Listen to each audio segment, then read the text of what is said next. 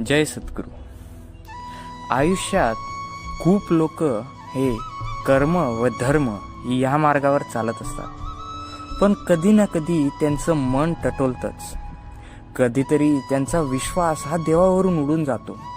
क्षणापुरती का होईना, पण देव आहे की नाही या गोष्टीकडे त्यांचं लक्ष विचलित होऊन जातं.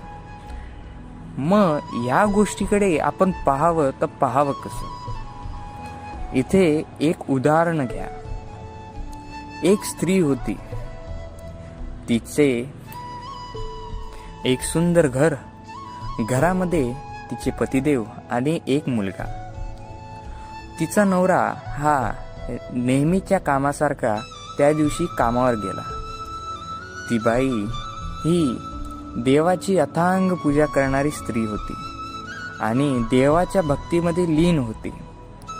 असंच एक दिवस जेवण तयार करता करता तिला किंचाळीचा आवाज आला. ती घराच्या बाहेर गेली तर बघितलं की तिच्या मुलाला एका सर्पाने दंश केलाय. तर तिला वाटलं की सर्पाचा दंश झालाय, आता याला लवकरात लवकर आपण वैद्याकडे घेऊन जायला हवं. तर ती गेली आणि तिने त्या मुलाला उचललं आणि 2-3 किलोमीटर पडत पडत ती वैद्याच्या दवाखान्यात गेली. दुपारचे 3:30 वाजले होते.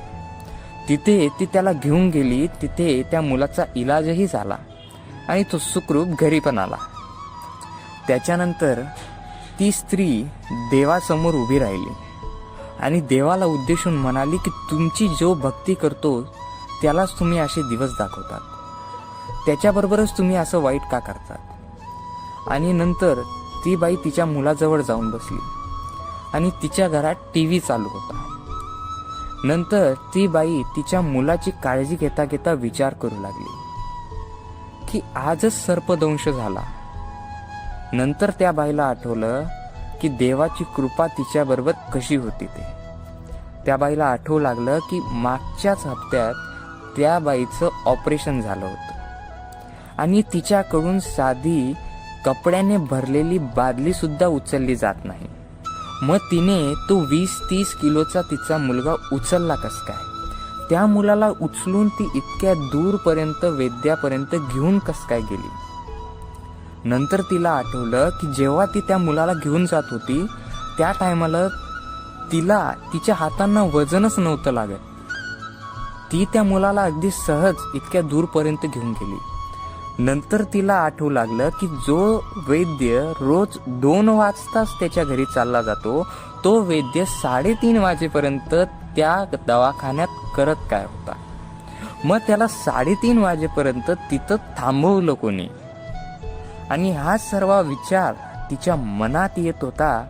त्याच वेळेस तिने तिच्या घरातल्या टीव्हीकडे पाहिलं आणि त्या टीव्हीमध्ये एका संतांचं कीर्तन चालू होतं. तिच्यातून तिला आवाज ऐकू आला. तर ते संत म्हणतात की तुमच्यावर संकट येणारच, तुमच्यावर संकट येतील, त्याच्यातून तुम्ही पळवाट काढू नाही शकत आणि या गोष्टीत तुमच्यासाठी देवही काही करू नाही शकत.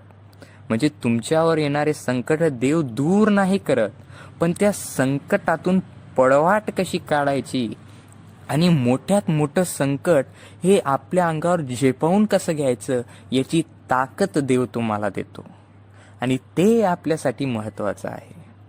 म्हणून जर आज तुम्हाला वाटत असेल ना की देवाने आपल्यासोबत वाईट केलं, तर एकदा विचार करा की त्या वाईट करण्यामागेही काहीतरी कारण असेल.